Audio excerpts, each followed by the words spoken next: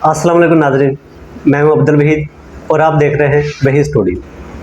आज का मेरा व्लॉग है एक मुल्क में दो कानून दो नज़रिए क्यों। अभी आप सोच रहे होंगे कि दो नज़रिए दो कानून की बात मैंने क्यों की। वो बात मैंने इसलिए की कि एक पार्टी का बंदा अपनी पार्टी का झंडा उठाए तो वो गद्दार, दूसरी तरफ दूसरी पार्टी का बंदा अपना झंडे उठाते फिरे, उन पर कोई एलिगेशन नहीं। अभी सोशल मीडिया पे भी बहुत वायरल हो रही है, क्लिप हो रहा है और हमारी मीडिया भी कुछ हद तक दिखा रही है, कुछ हद तक छुपा भी रही है। वो ये कि ईमान मज़ारी, आप जानते होंगे कि शीरी मज़ारी की बेटी है जिसका नाम है ईमान मज़ारी।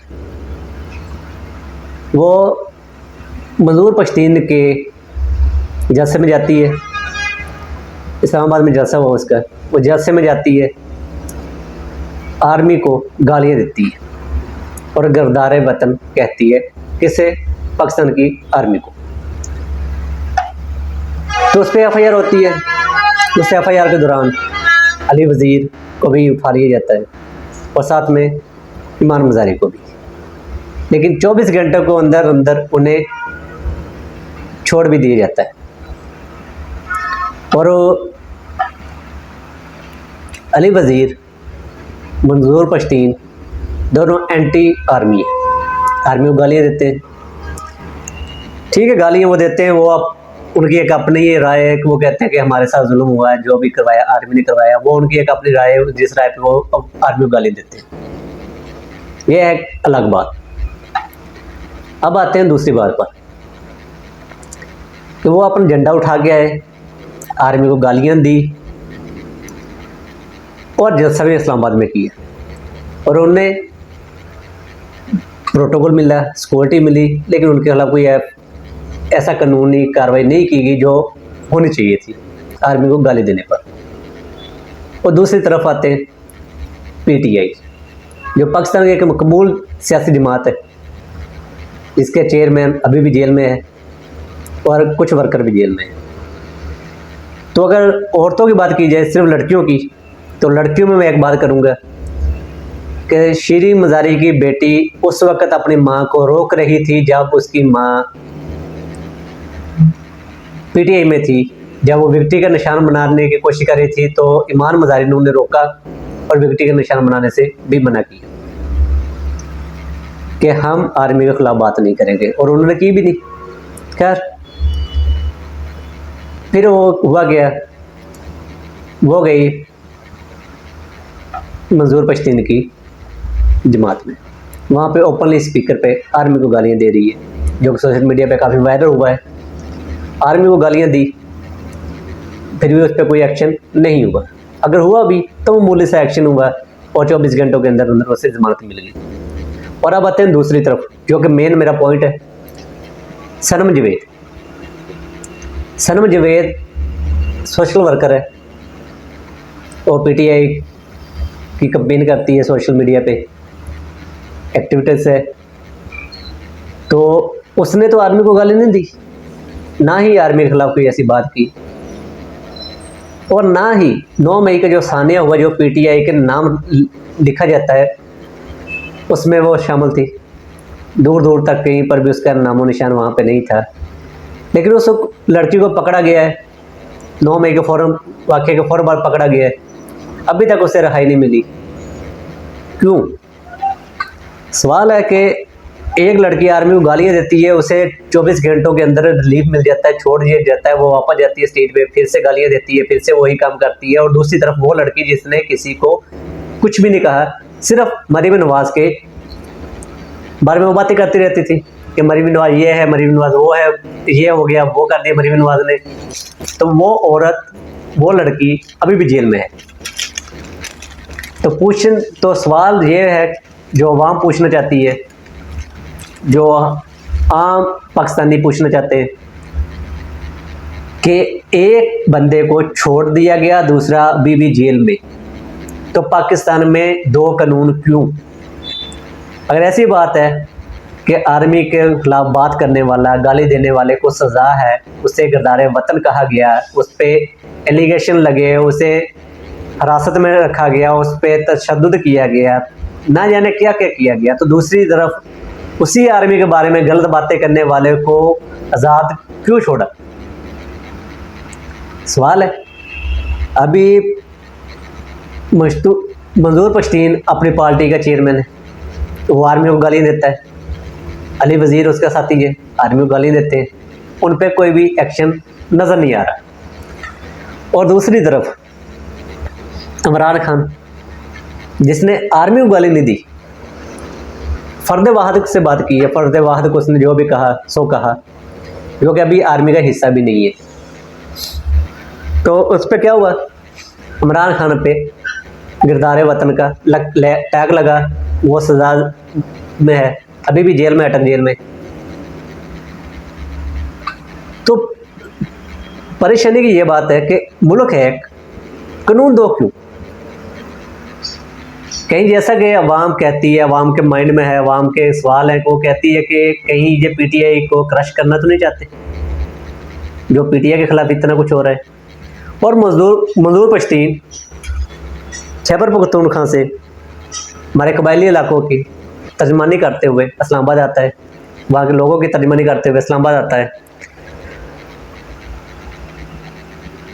ना सिर्फ इस्लामाबाद आता है बल्कि वो आर्मी को आके गाली भी देता है।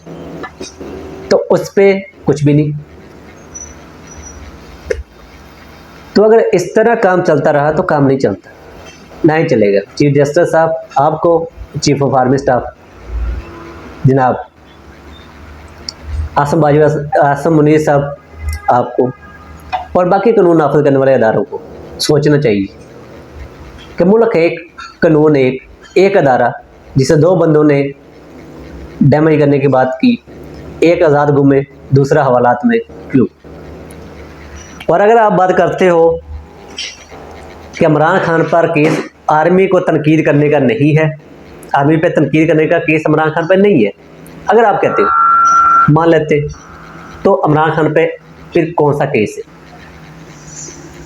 और अगर आप बात करते हो कि इमरान खान पे तोशा खाना से ली हुई घड़ी सेल करने का केस है, तो बहुत कुछ हुआ है। 75 सालों में पाकिस्तान में के तोशा खाना से बहुत सी चीज़ें गायब हुई हैं। लिस्ट भी है, आप लोगों ने भी देखी है लिस्ट, मैंने भी लिस्ट देखी है। लिस्ट में मेंशन है कि किस बंदे ने क्या क्या चीज़ किस किस वक्त ली, और किस किस बंदे ने पेमेंट दे के ली, किसने फ्री ऑफ कॉस्ट रख ली। उसमें कुछ हमारे सहाफ़ी बरादर भी है, सियासतदान भी है, आर्मी के पर्सन भी हैं, कुछ मुख्तलिफ इदारों में काम करने वाले हैं, कुछ जज भी है, कुछ वकील हैं, कुछ डॉक्टर हैं।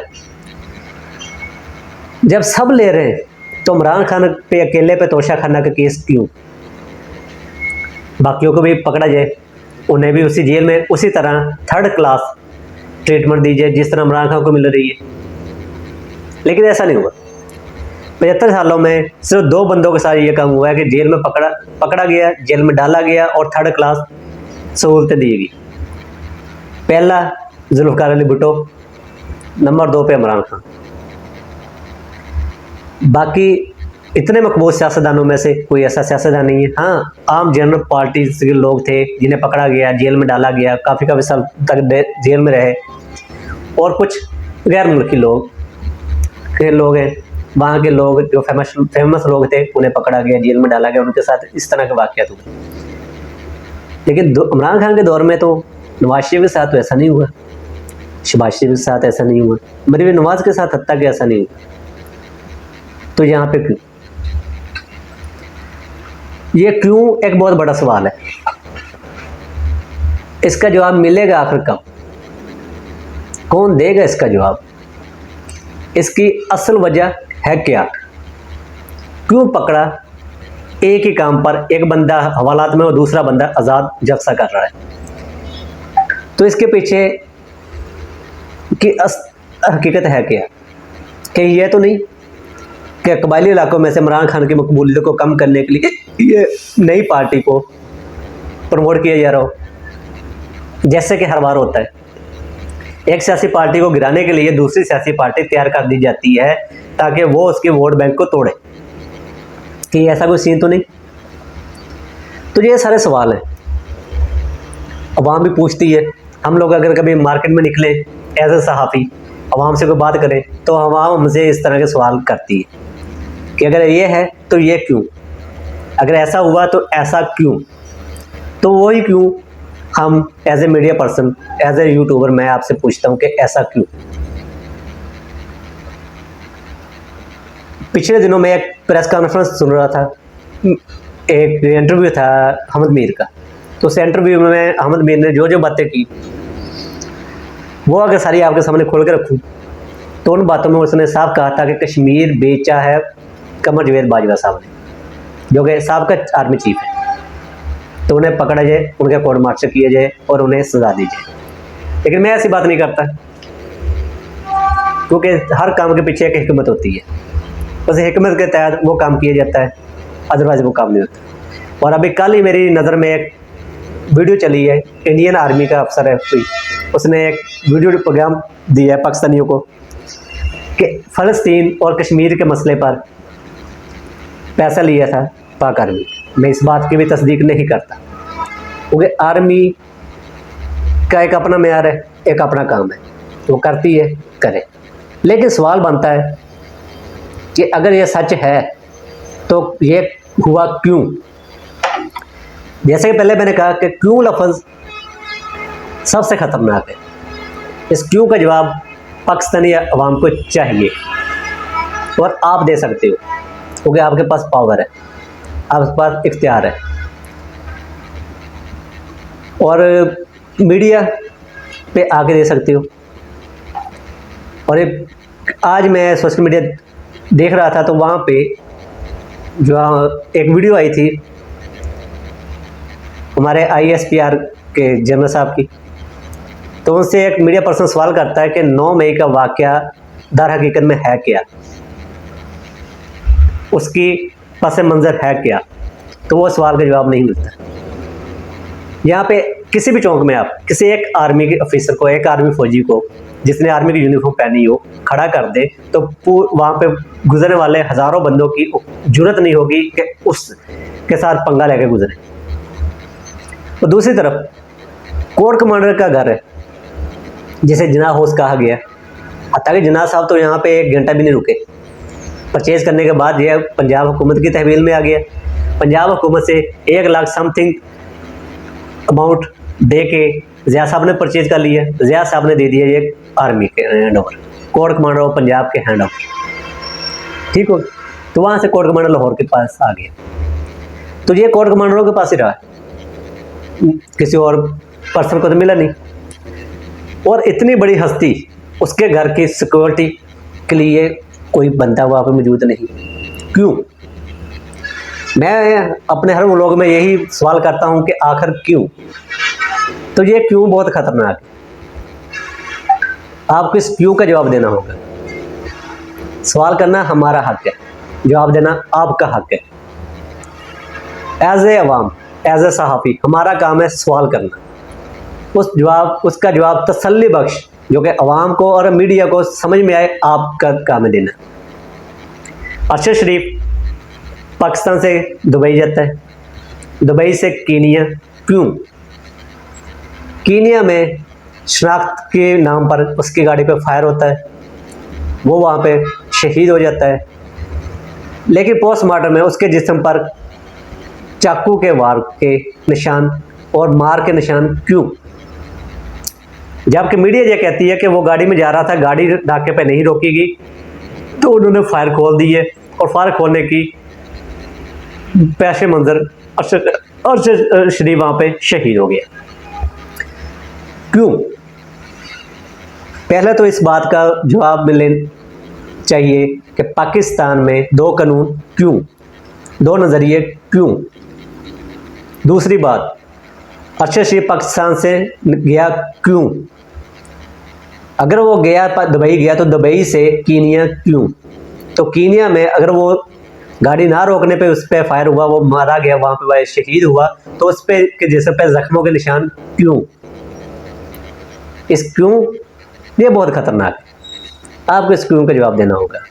और आप दे सकते हो और आपको देना पड़ेगा, क्योंकि अब आवाम सवाल करती है।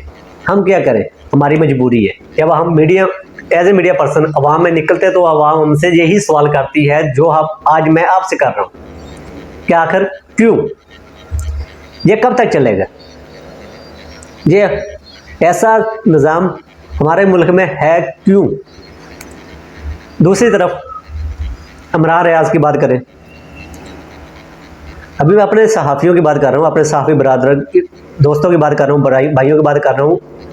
दूसरों की बात तो मैं कर नहीं देता, सियासतदानों से मुझे कोई तल्लुक़ भी नहीं है, कोई आए कोई जाए, मुझे उससे क्या। मैं बात कर रहा हूँ सहाफ़ियों की।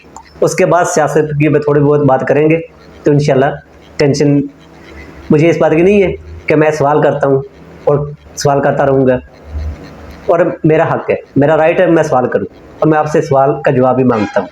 आपको जवाब देना पड़ेगा, आप दे सकते हो और आपको देना पड़ेगा। इमरान रियाज की जितनी भी क्लिपें मैंने सुनी है उसके चैनल पे, उसके सोशल अकाउंट्स पे, तो उसने यही कहा कि जिसे आपने गर्दारे वतन कहा था, आज उसे सलूट क्यों। जिसे आपने मुहब्बे वतन कहा था, आज वो गर्दारे वतन क्यों। तो इन्हीं सवालों पे उसे उठाया गया। ठीक है, हर मीडिया पर्सन स्टार्टिंग में फेमस होने के लिए, जब वो नया नया चैनल पे आता है तो वो फेमस होने के लिए अदारों से, मुख्तलिफ लोगों से मुआहदे करता है, उनसे पेमेंट भी लेता है, सारा कुछ होता है। मैं मान लेता हूँ इस चीज़ को कि इमरान रियाज ने भी आपसे पैसे लिए होंगे, आपके कहने पे चलता रहा होगा, स्क्रिप्ट आपके होते होंगे, वो बोलता रहा होगा, लेकिन जब उसने इनकार किया तो वो पाकिस्तान से गायब क्यों। आज तक उसे किसी भी अदालत में पेश नहीं किया गया, 9 मई से लेके अब तक क्यों। अगर वो कसूरवार है, अगर वो गर्दार वतन है, तो अवाम के सामने मीडिया पे बैठ के उसकी पोल क्यों नहीं खोली गई, तो फिर आगे क्यों। और अगर वो कसूरवार, उसे सज़ा अवाम के सामने नहीं दी गई क्यों। वो गायब है क्यों, उसे कहाँ रखा है, क्या किया उसके साथ, क्या वो जिंदा है या मार दिया गया, किसी को नहीं पता। उसका था आखिर कसूर क्या, यह सवाल है। तो इसी तरह अब हाल ही जो बात कर रहा था मैं, उसी बात पे, उसी टॉपिक पे वापस आता हूँ।